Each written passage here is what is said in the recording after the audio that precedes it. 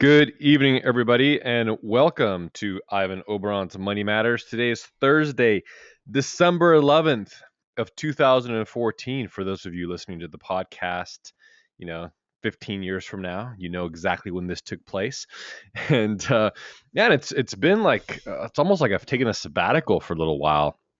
'Cause I was doing these every single week, obviously every Thursday, for man, it's been well over a year now, and just with my travel schedule and the end of year stuff, and different networking events that have come up that have been valuable events that just so happens to have been on Thursday evenings. I haven't done my webinar in like at least 3 weeks, I think, and this is actually my only one or my last one of 2014, because next week I get on a plane on Wednesday, travel to Kansas City, Missouri, where I'm going to visit some of my very good friends and some good business partners, colleagues, and actually one of what I'm going to go ahead and just I'm going to throw this out there. I'm going to record this, so it's going to be immortalized forever. The best bird dog that I have ever worked with, Brian Glenn. I'm saying this because he's on the webinar tonight, and seriously, I mean we've spent time training so many bird dogs and wholesalers over the years, and I got to say he's doing the best job out of any of them out there. So congratulations, Brian. You win the awesome award tonight. And so I'm going to be going there, and then of course the week after that is Christmas. And so that's awesome. Really looking forward to that. And then the week after that, man, well, now we're into the new year. So congratulations, guys. You made it through the year. I am Ivan Oberon. I'm the Vice President of Sales for National Real Estate Insurance Group.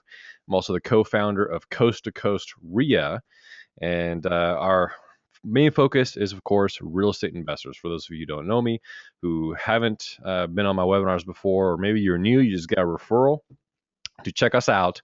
Our passion is helping real estate investors. My background in insurance really has found a nice fit now with National Real Estate Insurance Group, because all of our products are designed by investors for investors. We do this on a nationwide basis, and we help people that are doing the fix and flip projects, who have challenges with finding insurance and getting the right kind of insurance, of course. And especially when you want to ramp your business up, that's where we can really benefit you, not just from a coverage standpoint in the beginning when you're doing maybe one project a year or have maybe one rental property, but when you really want to scale, that's when we can be of huge benefit to you guys. I'm, of course, a real estate investor, and we focus primarily in Kansas City, Missouri right now. Started here in Southern California, flipping houses in San Diego County, which is about 3 hours away from where I am. Like most people, of course, I started trying to flip houses in my own backyard, right? Because that's how you feel. You think you're going to feel safe and comfortable, and you're going to get the experience of touching and feeling and smelling and all that kind of stuff. And I realized, just because of the market that I was in, it was very difficult to get a property under contract at a price point where it actually made sense to do business. And so I decided to go and essentially, I mean, I started my very first rehabs, my first three rehabs. I was already rehabbing remotely. So after those, I went to Indianapolis, then Atlanta, and over the course of a couple of years, developed some great relationships, built my network and power teams in Kansas City, Missouri, and connected with some amazing people there on the ground that understand the business model. And I'm very passionate about the cash flow business model. And it's something that I had wanted to get into for probably a year before I actually got into it, preparing for it. And of course, shifting the focus of the business into that. And that's part of the reason why we're going to be talking about how to properly winterize your properties to save you thousands. Okay, because in the Midwest and various places of the country, really in almost most places in the country, there are places, even here in California, where temperatures dip low enough to where your properties can be at risk from that freeze, from those freezing temperatures, and that come in the winter. My mother-in-law has a vacation property in Minnesota. That's where she's from. So it's technically like a second home. She goes and she spends about 4 months out of the year out there. And guess what 4 months those are? Well, they're summer months. So she got back recently, and of course they winterize their properties or her property before she leaves and comes back here to California. And like I said, we as real estate investors, whether you have rental properties and you have to go in between tenancies. So say a tenant leaves, they move on to something else, and maybe it takes you a little while, and it happens to be during the winter, and that property is going to be vacant for a little while. Well, you have to consider what it's going to take to make sure that that property is protected. And I'll go ahead and mute Scott Travis there since he doesn't know how to do that himself when he comes on these things. Uh, I know I totally broke up the flow, but I have to take every opportunity to give my partners a hard time. So that was one. And so man, see, now I forgot where I was going, but so you gotta take the opportunity when you have those vacancies. Well, that property is going to be vacant in the cold months, and there are other real estate investors who maybe buy in bulk, and they have properties all over the place, and they're going to experience some vacancies, or maybe the property is listed for sale, and actually vacant. So there are many different reasons why you want to understand how to properly winterize your properties. And I'm going to take you in through to a very detailed process on how to do it. So make sure you have something to drink. Make sure you have some notes. This is going to be kind of quick though, so it's not going to take maybe more than a half hour. Get you guys in and out of here. But again, I'm going to give you some good actionable information. So whether you're already investing, or you're planning to invest, or you live in some place that gets cold, or maybe you have a second home or vacation home, or whatever it is, and you may even you're aspiring to do this in the future, it's good things to know. And I know some of you, just by your names, I know some of you live in some of these cold places. So let's go ahead and take it away. All right. And of course, I made Brian blush, so I went ahead and I'll take credit for that. So these are some of the things that can happen. If you can see my screen there, which of course you can. And sorry for those of you listening to the podcast who cannot see my screen, but this will all be on the website. We are recording this, so the video portion of this will also be there next to the podcast, so you could always come back and watch that. But these are some of the things that happen when you don't properly winterize your properties. You know, whether you're going on vacation, and like a lot of people do in the wintertime, you know, we call them snowbirds. They go on vacation. Scott, my good friend, my compatriot, my business partner, Scott Travis, just got back from vacation. He was on a cruise last year. He went on a cruise for a month during the winter time. So this is likely what happened to these people here. Okay, they went out, it got cold, they forgot to set their thermostat, they forgot to winterize their property properly before they left, and man, you got a frozen living room there. You got a garage full of frozen cars and ice everywhere. Like, how horrible would it be to come home and see this? I mean, there's just no way to not have damage. And it's something that I'm pretty passionate about, of course, because of my 11-year background in insurance, and of course, it's all about loss prevention. You know, there's so many things that you can do to prevent these things from happening, so that hopefully you never have to use your insurance. And whether it's, even though it's nice to have the right kind of insurance, of course that's what we promote, because it's when you have a claim, not if. We want to make sure that you have the right kind of coverage, but you, along with the insurance company, always hopes and prays that you would never have to use it, right? Because it's such a hassle, such a pain in the butt, and no matter what, it's going to cost you something. All right, so the first thing you want to do, and of course these are not in any particular order, but you want to turn off your water at the curb. And I guess this one does fit in the right order, right? Turn off your water at the curb. Okay, some people turn it off at the other hose bibs and underneath their sinks and all that kind of stuff. Well, no, you want to turn it off at the curb. You want to make sure that you stop the flow of water to your property as far away from your property as you possibly can. Okay, so if you don't have the right kind of valve, I mean, I've used a big monkey wrench before, so you just find out what how you can go about doing it and get it done. If you're dealing with your property management, if you're dealing with a contractor, wherever it is, this information is going to help you know and understand that they're doing it right.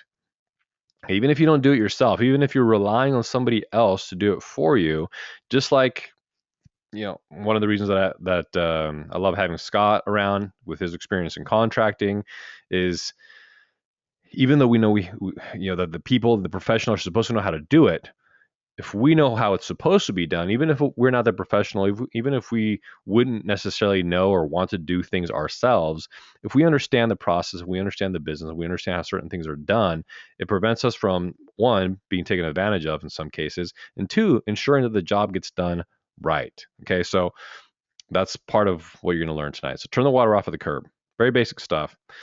Next thing that you want to do is drain your pipes. Okay, so all you do is you just go throughout your house, open up all your faucets, open up your hose bibs outside, all of them. Open up your shower heads, all that kind of stuff. Make sure that the water gets drained out of your pipes after you turn the water off at the curb. And in some cases, depending on the house and whatever, it'll take a little while to do. So be patient. Grab yourself a good book. Make sure you have your devotionals or something on your phone. Do whatever it is that you want to do to help the time pass. Just be prepared to do it. After that, what you're gonna do is blow out the plumbing lines with an air compressor. Now, this particular person here is pretty smart, and yes, so Brian is helping me here with the comments. Opening the lowest one first helps, right? Because whatever it's all gravity fed, right? So you start at the lowest, especially if you have a 2-story house, whatever it is, the lowest point, you start there, and absolutely it does help. So this particular person obviously lives in one of those places and owns a particular property where they have to winterize on often. So this would be like my mother-in-law, for example, who has a property in Minnesota, who visits it every year and leaves it every year, and has to therefore winterize it every year. So this person had this very handy dandy air compressor fitting installed on the outside, so that once the water is turned off at the meter and the water is drained as much as possible, you go in there with an air compressor and you blow the lines out as clean as possible, so you get all that extra water. It helps get the water out of the traps and out of all the different places where the water could pool, so you get the pipes as clean as possible. All right, so I think Brian's going to want to participate this whole webinar. Make sure that you regulate the air pressure. Yes, if you or your handyman or contractor or whoever is helping you with the winterization process is akin to Tim the Toolman Taylor, you want to be careful, because you certainly don't want to blow out any of your fittings or anything like that. So, all right, but that's the next step. All right, so moving on, you want to make sure you drain your water heater. So for those of you who may or may not be familiar with what your water heater looks like, all your water heaters are going to have a fitting at the bottom that will take a hose inlet, basically a male fitting to a female fitting on the hose. And then you just go ahead and open up that valve and get the hose out there somewhere near your plants, or somewhere where you can hopefully recycle that water so it doesn't completely go to waste. And that's a big issue that we have here. For those of us here in Southern California who are in a terrible drought, we actually want and need the rain. So I know there's a lot of you complaining about rain and monsoons and all that kind of stuff. Man, well, send some of that stuff our way, because our farmers are dying. We're at a point where they may start restricting some of our water usage, or redo the billing tables and that kind of stuff. So recycle that water if you're in one of those places. Reapportion it to your plants or whatever it is, because there's a lot of water in these water heaters. But drain that water heater. The next thing you want to do after you drain it, you just want to turn the water heater breaker off and shut off the gas. Okay, so you're basically shutting this thing down. Okay, whatever switch powers that water heater, turn it off and make sure that gas is shut off to the water heater. Of course, this is another safety precaution that goes above and beyond winterization.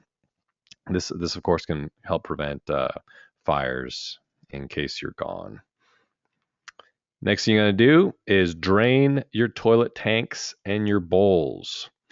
Seems kind of rudimentary, but it's not that obvious, man. Until I learned that stuff, because I live in Southern California, I wouldn't have thought of this kind of stuff, right? It's like, well, why do we need to do that? I mean, whatever. The biggest problem we had with cold weather that I experienced in my life and my career is I used to insure a lot of farms, a lot of ag stuff, and of course, certain crops are very susceptible to freeze and cold temperatures, and so of course there is crop insurance that we used to sell, and man, that would be the only time that I'd worry about it. Is okay, well, how's the temperature? How low is the temperature going to get? Is it going to affect the crops? Are these avocado trees going to burn? Or are these blueberries going to potentially die off? And what's going to happen with that crop? And is there going to be a claim? But as far as, I mean, that's what we get for living in Southern California. I guess that's why we pay the money that we pay to live here, because of the weather. But drain your toilets and the tanks and the bowls. And of course, the easiest way to do that, for those of you who've never done it, because I am sure there are people that have never done this before, is you want to turn that toilet off at the angle stop, and then you flush the toilet. And guess what? Now that that tank won't fill back up, and I would even go in there and use a dry wet vac and suck out the remaining water that's left in the bowl in the tank. All right. Moving on, drain your irrigation systems too, because what you don't want to have happen outside is the same thing you don't want to have happen inside for various reasons.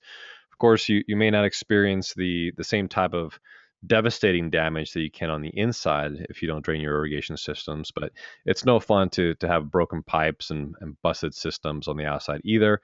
It'll once things thaw out, you'll experience a tremendous waste of water, increasing your water bills, and of course the expense of digging up and having to fix your irrigation systems. So it's a pretty easy thing to do.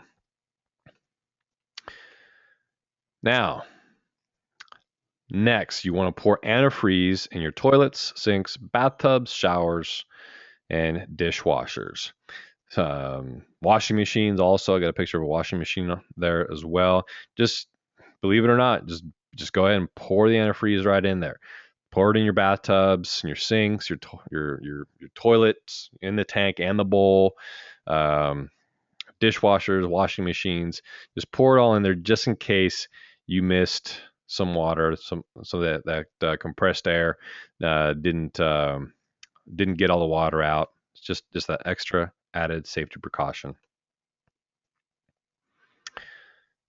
Next thing, for properties that like we mentioned before, that you have listed for sale, that maybe you're in between tenants, you've had utilities on there and all that kind of stuff, just keep the heat on in the house. Okay, 55 degrees is a good temperature. It'll keep your gas bills down, but it's warm enough to where the pipes in the walls and under the sinks and all that kind of stuff gets enough heat to where it'll keep them from freezing. So about 55 degrees, that's where you want to set your thermostats to. and man, just be careful if you're doing rehabs, because it's crazy in the wintertime. Okay, when you're trying to paint or do something, it'll not only create delays, but you want to make sure that the realtors and different people turn those thermostats back down. Man, last winter I was working on a property in Indianapolis, and the one of the months during the winter I received my next bill for that particular property, and the gas bill was $580. And I'm just like, what in the world is going on here? So of course I'm like ready to pitch a fit and call the the contractor and what's going on. Like, are you guys, can you please like keep this thermostat down? Is that what's going on? And oh man, well, we're taping and mudding and then painting, so we need to make sure that the mud dried and this and that. And so, I mean, they were keeping the thermostat up at like 85 degrees, and it's like 0 outside. So yeah, use a whole lot of energy. So you gotta be careful, and especially if you're doing projects or rehabs or anything like that in those winter countries, when you go to buy the property, when you set your estimates for your holding costs and repairs, you gotta factor those things in. Um, and I learned the hard way, of course, coming from rehabbing in California and not really understanding weather in other other parts of the country. You got to factor those costs in. What are the average utility costs in the summertime in that particular part of the country? What are the average costs of utilities in the winter time? And that way, when you go to estimate your repairs and holding costs and the amount of money you're going to need to complete that project, you have all that stuff factored in, and of course you can be a little bit conservative, and you'll be safe. All right. So, like we talked about, prevention is key, and these are very, very simple steps that you can take to prevent disasters from happening. And so your properties don't end up looking like this. Of course, this is an extreme case, but it's I do it for the shock value. And like I said, so we're very passionate about what it is that we do as far as loss prevention, especially with my background in insurance. And for those of you who don't know, I'm gonna go ahead and take just a minute right now to explain to you part of the differentiators behind our program. Like I told you, this part was going to be fast, right? I mean, we got this thing done in like 20 minutes because it's a very simple process. You just have to understand all the little details that you should take care of. So we do have a program. It's also based out of Kansas City, Missouri. It's a nationwide program. We service investors in all 50 states. I'm going to tell you this real quick because I need to. Tonight is both of my daughters' Christmas performance at their school, and so I'm going to be taking off here momentarily. But one of the few differentiators that set us apart from everybody else is we do have insurance for all your real estate needs with no limit of the number of notes, rentals, or rehabs. And we also have a national program for apartments. I was speaking with an investor today who was interested in buying some properties, and one of his concerns, of course, is that both for loans and in many cases insurance companies, they'll have a limit as to the number of properties that you can have on with one company. Never mind about one policy, because you still have to have multiple policies, which is kind of a pain in the neck. But you have in most cases a maximum of 7 to 10 properties that you can get a loan out for, and then they'll stop lending, and also 7 to 10 properties where you can that you can insure with a single company. So we don't have a limit as to the number of locations, the number of states that you're in, the number of entities involved, none of that kind of stuff. So we're also good for any stage of renovation. So whether it's occupied, vacant, under renovation, everything can be included in the same schedule with, like I said, no location limits. We insure multiple owners and controlling entities under one schedule, including trusts, LLCs, and I've ran into some issues with like IRA and trust companies and those things of that nature, where people have their funds in there and they want to use those funds to invest in real estate, either by becoming a capital partner, like we work with on a regular basis. That's basically the blood of our business. We've always used cash and capital partners to do our acquisitions and renovations, or whether they want to buy and hold those things. Of course, that IRA or trust company requires to be listed as an additional insured on those policies, and many insurance companies frown away from that. They won't do it. So, of course, because these programs were created by real estate investors for real estate investors, we understand that that's one of our needs, and of course, we do that. We have the ability to write liability only coverage on certain locations if you decide that you don't want to insure the property at that particular case or that particular point in time. And there are many reasons why that would make sense in certain locations at certain times. But you, as the owner, because you are title and liability rests with the titled owner, you could be potentially brought into a suit in case something happens at that particular location. Even if it's like some of Scott's properties that he had bought in Indiana, or part of a package, and they were sitting for a while in Atlanta. And I mean, Scott's a big baller, so he's bought these big pools of properties, and some of them, I mean, they just had to sit there for a while until you figure out what they're going to do. But you're on title, you technically own those things. So if there's a squatter in there and they get hurt and the family looks into it or something happens, well, guess what? You could be liable. So you got to make sure that you have at least liability only on those types of locations. Like I mentioned already, our coverage is available in all 50 states. We're also servicing some investors here in the United States that are investing in Canada. So that's pretty cool. Theft coverage is available, which is typically excluded completely.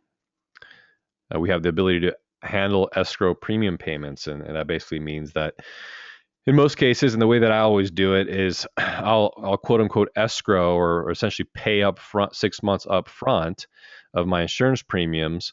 And then every month, that monthly internal charge gets escrowed against that total 6 months. So every month, basically that credit reduces by the equivalent of a month's worth or 30 days worth. We have no minimum earned premiums, and that's huge because there's a lot of companies. You'll take a policy out, and maybe the premium will be competitive. Maybe you think it's good. You're not necessarily sure about the coverage. Your agent just told you that it's the right thing, and in some cases, in many cases, they're wrong. It's not. But what'll end up happening is maybe you run into somebody like me at a networking event, and we talk about it. We go over it. You realize that, man, maybe this isn't the right coverage, or maybe I do have some gaps in my coverage. How can I switch over?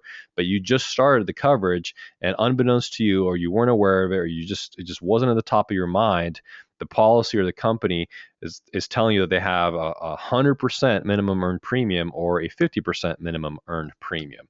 So what does that mean to you? That means that if they quoted you a 12-month policy and the premium is $3,000 and they have a 50% minimum earned premium, well, you're responsible or on the hook for at least $1,500. So now you essentially can't cancel within the first 6 months, even if you sell the property, even if you want to, without basically walking away from that premium.